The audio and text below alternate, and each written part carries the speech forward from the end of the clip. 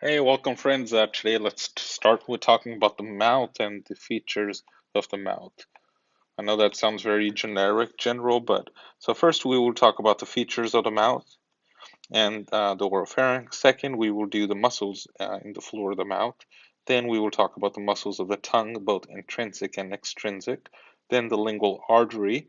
Then we'll talk about the glands of the floor of the mouth, nerves in the floor of the mouth, lymphatic drainage of the floor of the mouth, and some fascicle spaces, and then their drainage of the floor of the mouth. So let's jump into it. So what are the first features in the floor of the mouth? At first, we see the oral vestibule. Oral vestibule is, we can also describe it like the buccal cavity, is everything that's in front of the teeth. So it's made up of the labial vestibule, which has a labial frenulum that attaches it. We have the buccal vestibule with buccal mucosa and buccal frenulum that attaches it. Everything behind the teeth, we will call that the oral cavity proper. So what are some features here? I will have a list on the left and right side. So first we have the sublingual groove or the alveolingual sulcus. We can see that here. This is basically this straight path that splits the floor of the mouth and the alveolus. Then we have the sublingual frenulum or the lingual frenulum. We have the sublingual fold where we find the minor sublingual duct or the Ravinian duct. So let's see if I can. So here we have here we have the opening of the sublingual, the gland, the duct of the sublingual Ravinian. Then we have number 4 is sublingual cruncle. That's right in the midline, and that is where you have the submandibular duct, Wharton's duct, and the sublingual duct, the Bartholin duct. Then we have fimbriated folds, and this is just like we talked about in another lecture. This is where you find that varicosities. So fimbriated folds, you can see the deep lingual vein, and if it gets basically can get varicosities. A few other structures, we have pterygomandibular depression or the pterygotemporal depression. This is where we do the IAA injection. Um, Next, we have the pterygomaxillary notch or the hamular notch. This is important for to seating the dentures, and the retromolar pad. This is behind the mandibular molar. This is where you have minor salivary glands of the mandible. Once again, submandibular duct is Wharton, sublingual is Bartholin's and Ravinian. We have some papillae of the tongue. We have the filiform papillae, the smallest one, fungiform, bigger than that, valate on the lateral side of the tongue, foliate, or sorry, valate is in the terminal sulcus in the dorsal back of the tongue, and the foliate is on the lateral side of the tongue. A few tongue features. Man, the marker is heavy. Few tongue features we have is that we have the terminal sulcus. Uh, Terminal sulcus has a foramen cecum where the thyroid gland is supposed to migrate. We have the lingual tonsils laterally. We have the palatoglossal arch, palatopharyngeal arch, the uvula on the top, and the epiglottic valleculae that's made from the medial and lateral epiglottic folds. Next, we will talk about the muscles in the floor of the mouth. So we start with the anterior belly of the digastric. We know the origin is in the mandible, the digastric fossa, and it inserts into the hyoid bone using that intermediate sling. Same thing for posterior belly or digastric, comes from the mastoid notch and hooks onto the intermediate tendon. Mylohyoid muscle origins from the mylohyoid line and goes to the mylohyoid raphe or the hyoid bone. The posterior border of the mylohyoid, as we know back here, is free, so things can go in and out. And lastly, we have geniohyoid. It's perpendicular to the mylohyoid. It origins from the mental spine, and they're below the geniotubercles. So that's, yeah. Geniotubercle is where the genioglossus attaches. Underneath that, we have the mental spine, and from the mental spine, we go straight to the body of the hyoid. Um, so geniohyoid goes from the mental spine to the hyoid. Mylohyoid goes from mylohyoid line to the hyoid, anterior belly goes from the digastric fossa to the hyoid bone.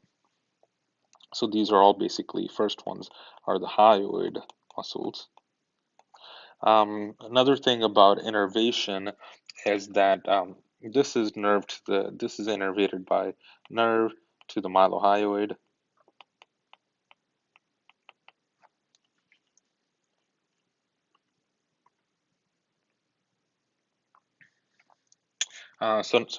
Nerve to the mylohyoid. This is branch of V3, anterior biliodigastric. Uh, then mylohyoid, once again, nerve to the mylohyoid, branch of V3. And geniohyoid is a C1 innervation via 12. So once again, here we have the styloglossus that's coming from the stylo to the tongue. Here we have what the heck is this? Styloglossus. Well, this is not hyogloss. I'm tripping, but can't it's not coming to me. Styloglossus, and here we have genioglossus up top, and then geniohyoid on the bottom. Once again, genioglossus up top, geniohyoid underneath that. So one, geniohyoid is two, and the most uh, basically dorsal back is the mylohyoid. Then we have the muscles of the tongue. All are innervated by cranial nerve number 12, extrinsic and intrinsic and extrinsic, except the palatoglossal, which is innervated by the vagus. So let's talk about the extrinsic muscles. These move the tongue. So we have styloglossus, goes from the styloid process to the dorsolateral of the tongue. Hyoglossus comes from the body or the greater horn of the hyoid bone, inserts into the side of the tongue.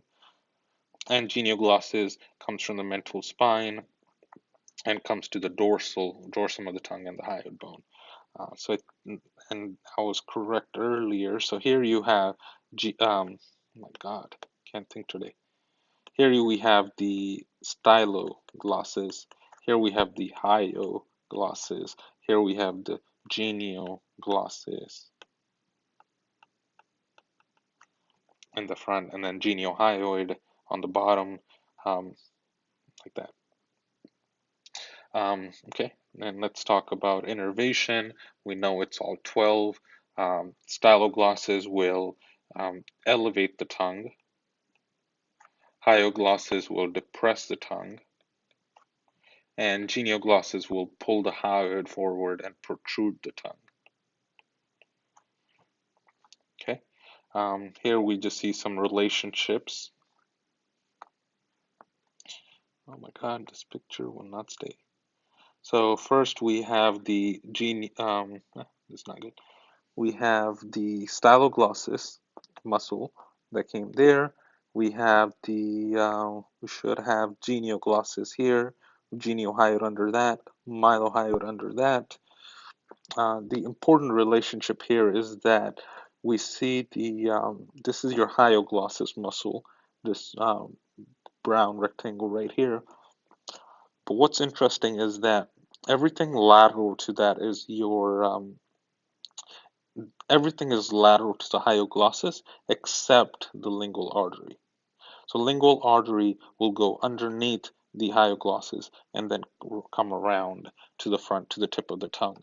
Uh, what else? So submandibular duct is right here. We can see submandibular duct gets wrapped underneath by the lingual nerve with the submandibular ganglion, and that's I think good image to show all these relationships.